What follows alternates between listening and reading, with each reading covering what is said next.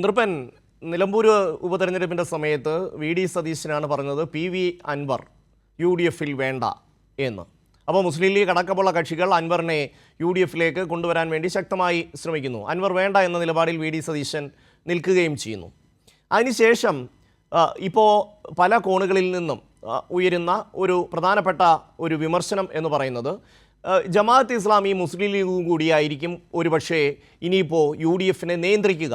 എങ്ങാനും ഈ പറയുന്നത് പോലെ ഒരു ഭരണം വന്നാൽ അതിൻ്റെ പൂർണ്ണമായ നിയന്ത്രണം അവരുടെ കൈവശമായിരിക്കും എന്നുള്ള വിമർശനം വലിയ തോതിൽ വരുന്നുണ്ട്. അതിനെ സാധൂകരിക്കുന്ന തരത്തിലാണ് അൻവറിൻ്റെ അടക്കം കടന്നുവരവ്. അൻവർ വേണ്ട യു ഡി എഫിൽ എന്ന് തീരുമാനിച്ചതിന് ശേഷം അൻവറിനെ അസോസിയേറ്റ് അംഗമാക്കുന്നു. ബേപ്പൂർ സീറ്റിൽ അൻവർ സ്വയം പ്രഖ്യാപിച്ച് മത്സരിക്കാൻ ഇറങ്ങുകയാണ്. അതായത് വി ഡി സതീശന് പോലും അൻവറിനെയോ ജമാഅത്ത് ഇസ്ലാമിയോ മുസ്ലിം ലീഗിനെയോ നിയന്ത്രിക്കാൻ കഴിയുന്നില്ല. ഇന്ന സീറ്റ് വേണം എന്ന് പറയുന്നു, ആ സീറ്റിൽ മത്സരിക്കാൻ അവസരമുണ്ടാകുന്നു. സ്വാഭാവികമായും മറ്റ് കോണുകളിൽ നിൽക്കുന്ന ആൾക്കാർ ആശങ്കയോടെ, ഇപ്പോൾ SNDP-യും NSS-ഉം അടക്കമുള്ള സംഘടനകൾ ഇതിനെ ആശങ്കയോടെയല്ലേ നോക്കാൻ കഴിയൂ?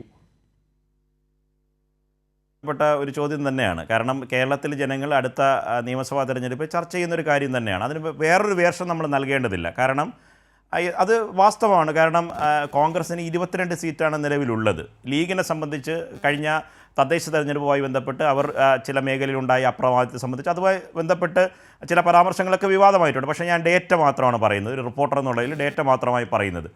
ലീഗിൻ്റെ സ്വാഭാവികമായ അപ്രമാദിത്വം അടുത്ത നിയമസഭാ തെരഞ്ഞെടുപ്പുമായി ബന്ധപ്പെട്ട് കോൺഗ്രസിനകത്ത് UDF-നകത്ത് ഉണ്ടാകുന്ന കാര്യം തർക്കത്തിന് അതീതമായ കാര്യമാണ്. അത് നമ്മൾ രാഷ്ട്രീയം വിലയിരുത്തുന്ന ആർക്കും, ഇപ്പോൾ ജയചന്ദ്ര സാർ ഇപ്പോൾ ഉണ്ടല്ലോ, നമുക്ക് ചർച്ചയിലുണ്ടല്ലോ, അദ്ദേഹം രാഷ്ട്രീയത്തെ അത്രയേറെ വിമർശന വിധേയമായും അപഗ്രഥിക്കുകയും ചെയ്യുന്നൊരു മാധ്യമപ്രവർത്തനമാണ്. അത് സ്വാഭാവികമാണ്. നമ്മളങ്ങനെ പ്രത്യേക വേർഷനോടുകൂടി സംസാരിക്കുന്നതല്ല.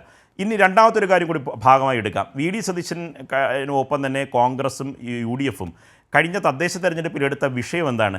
സെൻസിറ്റീവായ ചില വിഷയങ്ങളാണ്. ഇനി അടുത്തെടുക്കാൻ പോകുന്ന വിഷയം എന്താണ്? എന്തുകൊണ്ട് പൊതുരാഷ്ട്രീയം ചർച്ച ചെയ്യുന്നില്ല? പൊതുരാഷ്ട്രീയം ചർച്ച ചെയ്യുന്നില്ല. വികസനം മുരടിപ്പോ, സർക്കാരിൻ്റെ പ്രവർത്തനങ്ങളെ സംബന്ധിച്ചോ, ക്ഷേമ പ്രവർത്തനങ്ങൾ എന്തെങ്കിലും തടസ്സമുണ്ടെന്നോ, പെൻഷൻ മുടങ്ങിക്കിടക്കുന്നുണ്ടെന്നോ, വൻകിട വികസന പദ്ധതികൾ വിഴിഞ്ഞമടക്കം തടസ്സപ്പെട്ടു പോയെന്നോ, 2035 പൂർത്തിയാക്കേണ്ട ഒരു പദ്ധതി 2028 പൂർത്തിയാക്കുന്ന കാര്യത്തെ സംബന്ധിച്ചോ ഒന്നും ഒരു തരത്തിലുള്ള തർക്കവും UDF-നില്ല. എന്തുകൊണ്ടാണ് അത്തരം സെൻസിറ്റീവായിട്ടുള്ള വിഷയങ്ങൾ അവർ ഏറ്റെടുക്കുന്നത്? ഇനിയും പാരഡി പോലുള്ള വിഷയങ്ങൾ, പാരഡി പാട്ടൊക്കെ എങ്ങനെയാണ് തെരഞ്ഞെടുപ്പ് ഗാനമായി മാറുന്നത്?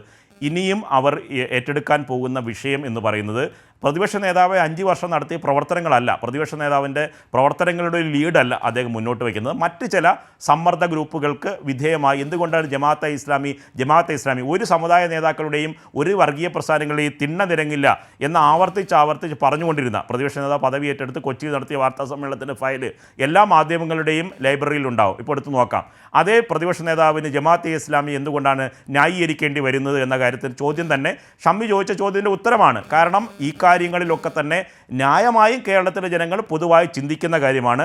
5-ാം മന്ത്രി വിവാദമുണ്ട്, താക്കോൽ സ്ഥാനത്തെ സംബന്ധിച്ച് വിവാദമുണ്ട്, പലതരത്തിലുള്ള വിവാദങ്ങളുടെ ഘട്ടമുണ്ട്. ഇപ്പോൾ 22 സീറ്റ് മാത്രമാണ് കോൺഗ്രസിനുള്ളത്. ലീഗ് തദ്ദേശ തെരഞ്ഞെടുപ്പിൽ ഉണ്ടാക്കിയ മുന്നേറ്റം, ആകെയുള്ള വോട്ടിംഗ് UDF-ൻ്റെ നിലവാരം പരിശോധിക്കുമ്പോൾ ആകെ ലഭിച്ച വോട്ടിൻ്റെ വർധനവ് ഏത് ജില്ലയിൽ നിന്നാണ് ഉണ്ടാക്കിയത്? ഇത്തരം കാര്യങ്ങൾ സ്വാഭാവികമായി ചർച്ച ചെയ്യപ്പെടുക. തെരഞ്ഞെടുപ്പിൻ്റെ ഡേറ്റയാണ്, അത് ഉറപ്പാണ്. അതുകൊണ്ട് തന്നെ എന്തുകൊണ്ട് ഇത്തരത്തിൽ വിമർശന വിധേയമാകുമ്പോഴും ജമാഅത്തെ ഇസ്ലാമിയെ തള്ളിപ്പറയാനോ, ഇക്കാര്യങ്ങളിൽ ജമാഅത്തെ ഇസ്ലാമി സഖ്യത്തിൽ നമ്മളുണ്ട് എന്നും ആ കാര്യം ആവർത്തിച്ച് പ്രതിപക്ഷ നേതാവ് വി ഡി സതീശൻ അതേ പാറ്റേൺ തന്നെ എന്തുകൊണ്ട് പിടിക്കുന്നു എന്ന് ചോദിച്ചാൽ അതിൻ്റെ മറുപടി ഞാൻ നേരത്തെ പറഞ്ഞ ചില ഉദാഹരണങ്ങൾ കൂടി കൂട്ടി വായിക്കുമ്പോൾ കേരളത്തിലെ ജനങ്ങൾ സ്വാഭാവികമായി ചർച്ച ചെയ്യും. പക്ഷേ തെരഞ്ഞെടുപ്പിൽ ജനങ്ങളാണ് വിധി എഴുതുന്നത്.